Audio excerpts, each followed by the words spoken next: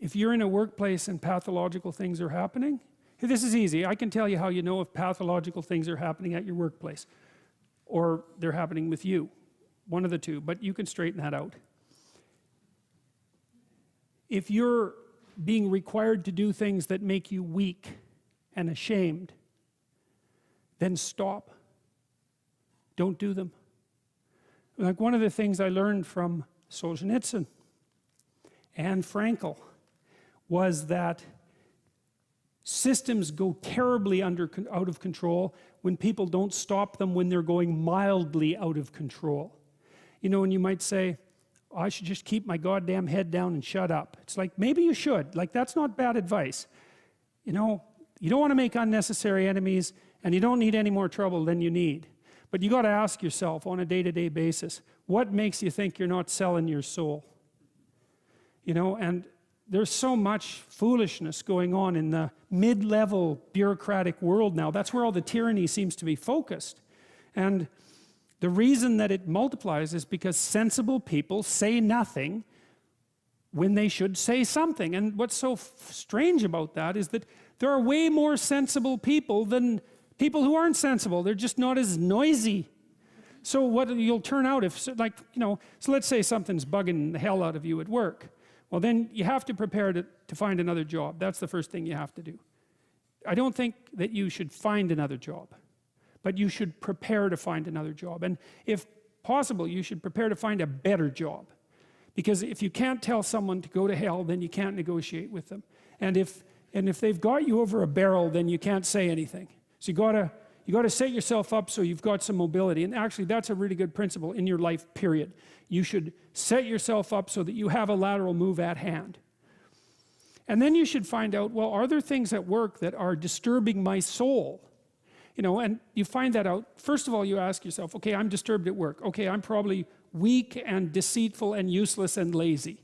You might as well start with that. And then you talk to some people, like your wife, your friends, your co-workers, and find out, are you stupid, deceitful, and lazy?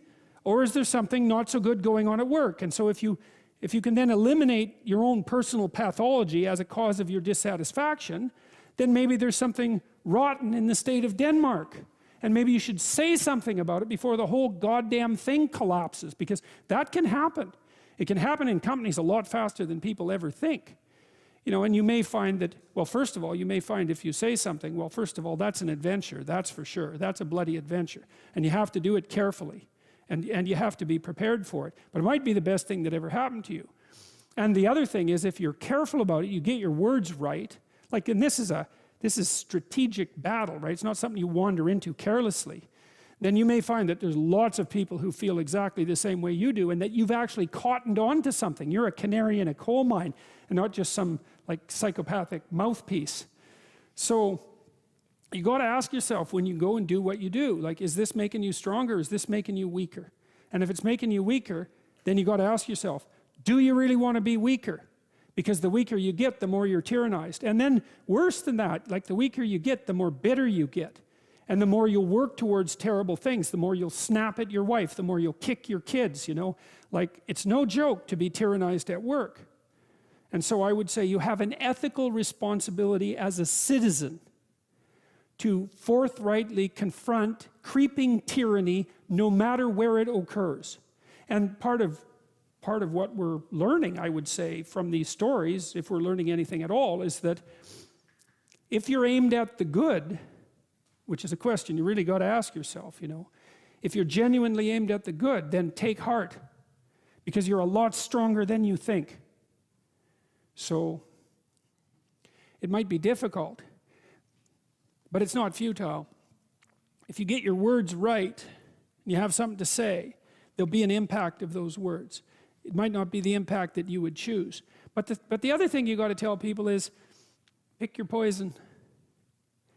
You may be in a situation where you don't have a cakewalk to the Garden of Paradise. You got tyranny or famine. Those are your choices. But you get to pick which one you have.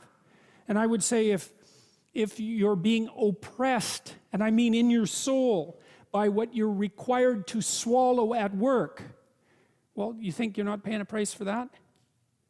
You got no self-respect. and rightly so. But worse than that, you're an agent of your own destruction. You're destroying your own ideal, and you're letting people who are weak and corrupt win.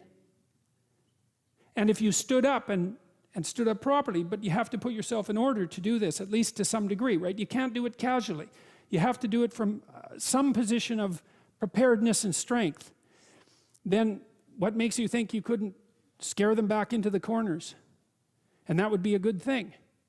And, you know, the alternative, personally, is bad because there's a psychological degeneration that goes along with it. I've seen this with many, many of the people that I've worked with who have been tyrannized in the workplace to the absolute detriment of their psychological and physical health, right? To the point of collapse, confronting these crazy, crazy things when they were sensible people.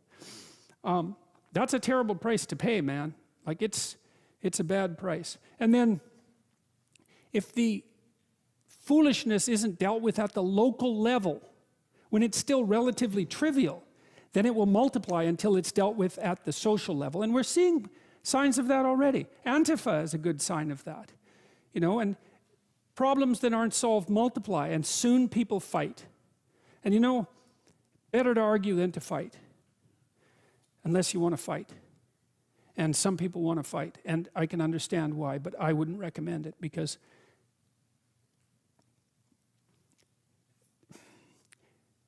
that doesn't lead good places. It really doesn't lead good places. So I'd say you have a duty. Maybe that's why you stand up. It's because you have a goddamn duty to stand up and say, just say what you have to say.